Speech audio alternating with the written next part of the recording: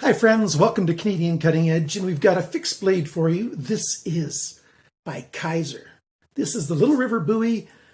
It's a knife with carbon steel, 1095 high carbon steel, G10 handle scale, Kydex sheath. It's a good size for a little carry fixed blade. I'm thinking that this would be a good secondary survival knife. Or just about any kind of category, a camp knife, whatever, what have you. If you're looking for something like this, or you're just interested in, fixed blades, and especially a fixed blade around this size, then pay attention. The full review's coming to you right now.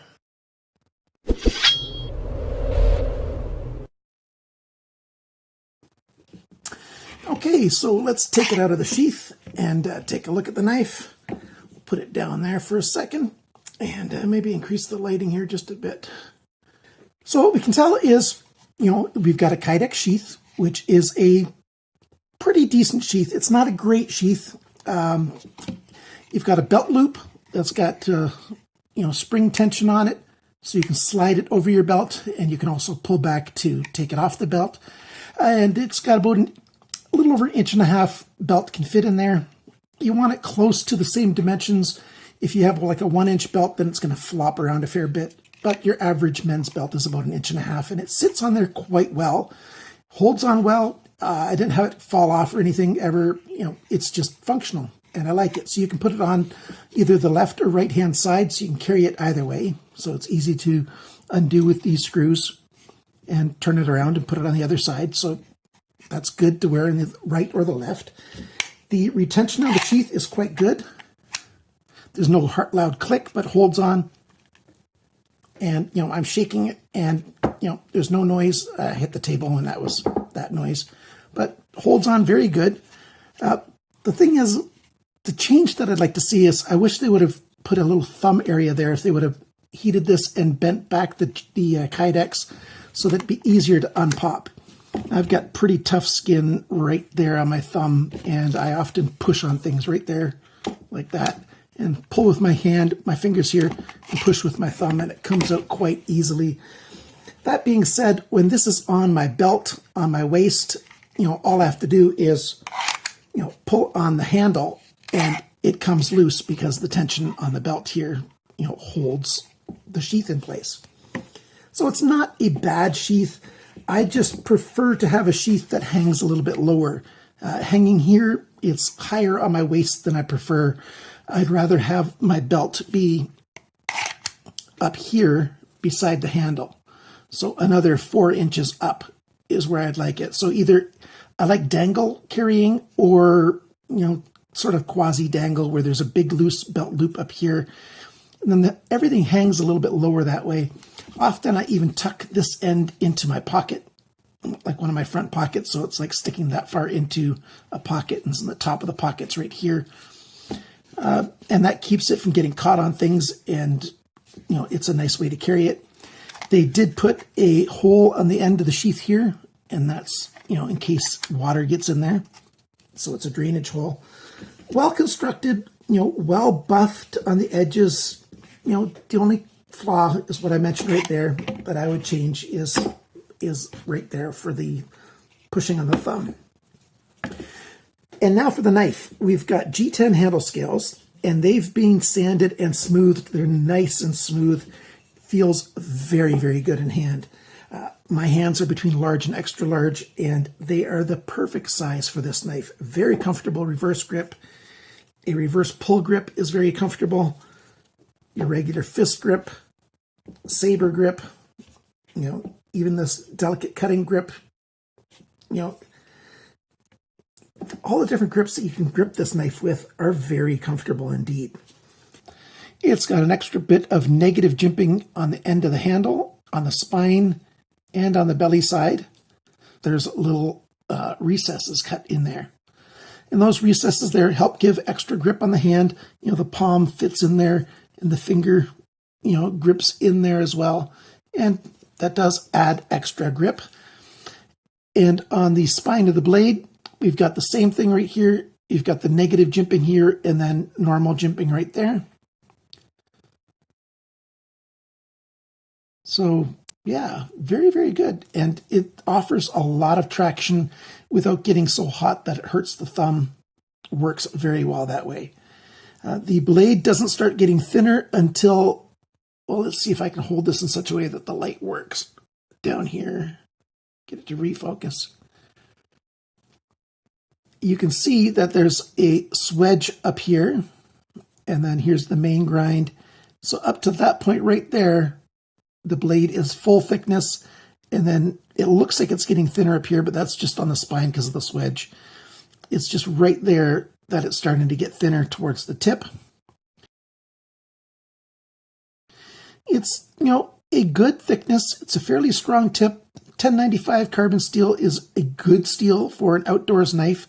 The coating on this thing is done very, very well. I'm trying to show off, because I did do testing with this. I whacked on the back of it to do some batoning. And I was batoning like spruce, so it's not that hard. It got dirty, like this texture picked up some dirt, some residue of the wood, but it cleaned off very nicely, and you can't even see the little scratch marks on the camera. But there's a couple of very fine little scratches on there, but not bad at all. The sharpener's choil is perfect, exactly as it should be, no bigger than it needs to be. It's got Dirk Pinkerton's logo right there, Little River Bowie. And on this side, we've got the Kizer logo, 1029 the model number, and the fact that it's 1095 high carbon steel.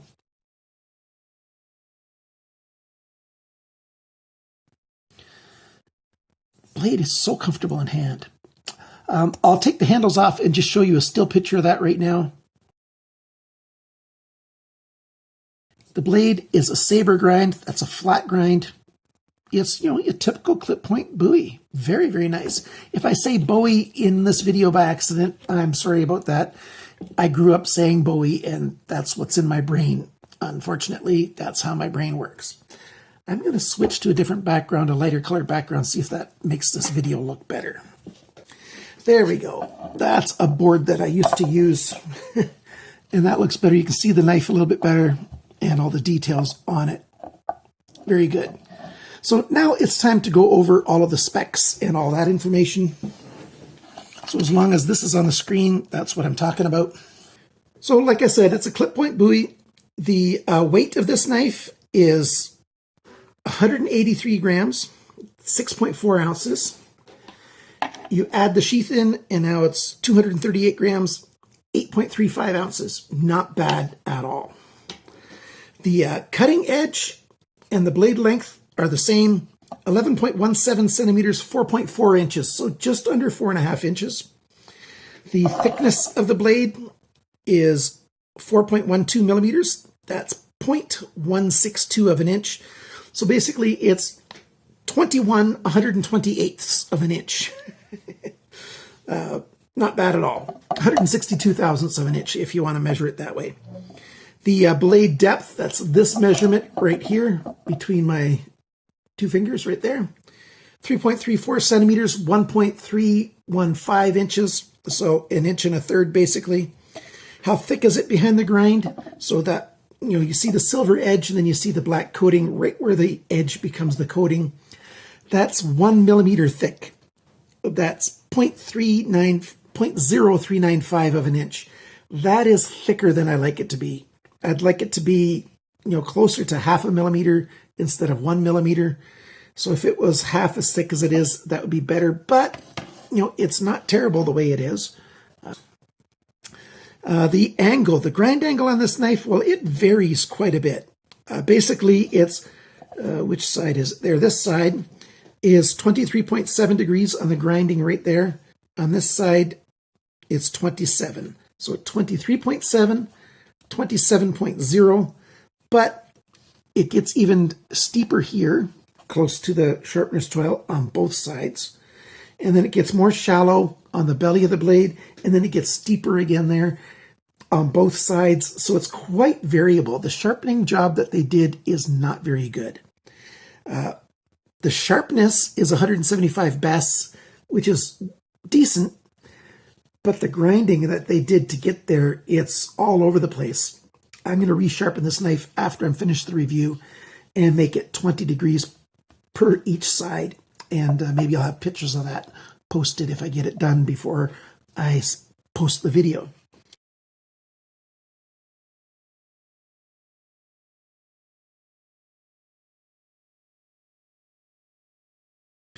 So that's the blade. How about the handle? The handle length, 11.1 centimeters. That's 4.37 of an inch. So basically a little over 4 inches, a little over 4 inches. The handle thickness, right here, not counting the screws because the screws are just a little bit proud. The handle thickness is 1.4 centimeters. That's 0.551 of an inch. So very good. The handle depth is biggest right there, 2.84 centimeters, which is 1.12 inches. And the grip area, so between my thumbs, about 9.5 centimeters, about 3 3/4 inches. Total length of this knife from the end of the handle to the tip of the blade is 22.25 centimeters, which is 8.76 inches. So 8 3/4 inches, and it's very much half and half. Very good. The balance point on this knife is right there, right where you want it to be. So that's excellent. So I've given you the weights and the sharpness and everything. Like I said, I bought this knife in the summer of 2019, and I just haven't gotten around to doing this video, and I'm glad I'm doing it now. I know some guys are going to say, oh, look, it's a pristine knife. He never uses his knives. And, well, it's true that I haven't used this very much. I did just a little bit of testing, not an awful lot. If you want to see this knife in use being tested, watch the Gideon's Tactical Review. I'll actually even put a link to his review up on this corner of the screen at the very end. Gideon's Tactical, he does, I think he does very good reviews of a lot of fixed outdoor blades. And he does other knives too, of course, but mostly that. So there you go. What are the pros? Actually, how much did I pay for this knife? Well, I paid $30. It was $32.25. And that's because I bought it from Mass Drop. It's now called Drop. And they don't have it now. What they do is they post knives that they have up for about a week, 7-10 days or so. And then people order the knife, and then they ship it to everybody who's bought it. They do have other knives that they've made with the Drop branding, and those knives are available all the time. But they've got all kinds of products: clothing, EDC, electronics, headphones, all kinds of stuff. Knives are just some of the things that they carry. If you're not yet a member of Drop, if you use my link down below to become a member, you will get $10 off your first purchase, and I will get $10 as well. If you are already a member of Drop, I've got another link down below. Please use my affiliate link whenever you buy anything, and then I'll earn a little commission, and that helps to fund this channel. Doing YouTube reviews is expensive when you have to buy your own knives. Some of the referral money, is what brought this down to $30 because other people, clicked on the link and became members of Drop, and so I was able to get this for $30. The full retail price for this is a fair bit more. Knife Center has it for $91 US, and 91 US is the lowest price I could find it. In Canada, houseofknives.ca has it for $145.99. Fixed blades like this have no problem at all being shipped into Canada. Canada Border Services Agency does not stop this kind of regular fixed blade knife. If it was a push dagger, they would take it away, but this is just a regular Bowie knife. No problem bringing it into Canada. So to summarize, very comfortable in the grip, very good weight, excellent coating. The blade shape is useful for just about everything. It's a very good all-round kind of knife. It's good for piercing. It's good for slicing. It's good for cutting. You could use it to do some skinning of some, if you needed to skin an animal, food prep on a campsite. Like I said, it does puncturing. there you go. It does all kinds of stuff. Perfect balance, very good jimping, nice smooth handle. It's got a good look to it. I think it would make an excellent secondary knife, a secondary survival knife. What are the cons? It's too thick behind the grind. The grind itself is done poorly. The grind angles, like here, this is 39 degrees right here. Very, very steep. And then it's, just in the mid-20s over here. It really changes the angle. So it's going to take a bit of sharpening to get this thing 20 degrees all the way across. But I'll do it. And the only other little bit of a con is, this right here. But I might just heat this up and stretch it out just a little bit. We'll see.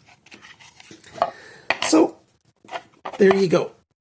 I would like different carry, but that's not a problem. It's just personal preference. And it's a good looking knife. If you're in the market for this, there you go. Go ahead and get one. I do sell most of my knives, but I wait until the beginning of the following month because my Patreon supporters get first dibs on the knives that I've reviewed. I randomly pick have Google randomly pick one of my Patreon supporters, and they get to pick one of the knives that I reviewed in the previous month, and I send it to them. I do, keep certain knives back for myself. I haven't decided yet if I'm going to keep this in my personal collection or if this one will be available. If you want to become a Patreon supporter and have your chance at winning a knife, then go to patreon.com/CCE for Canadian Cutting Edge and sign up. But if your only reason for signing up to Patreon is to get a chance to win something, then I'd rather not that you sign up. It really, well, I'll just be frank, it kind of hurts when somebody wins and then they stop doing the Patreon support. If you want to support me, and then I give you the fringe benefit of putting your name in a draw every month. So thanks for watching. Thanks for liking, sharing, commenting, and subscribing. And remember, guys, always cut towards your chum, not your thumb. Bye for now.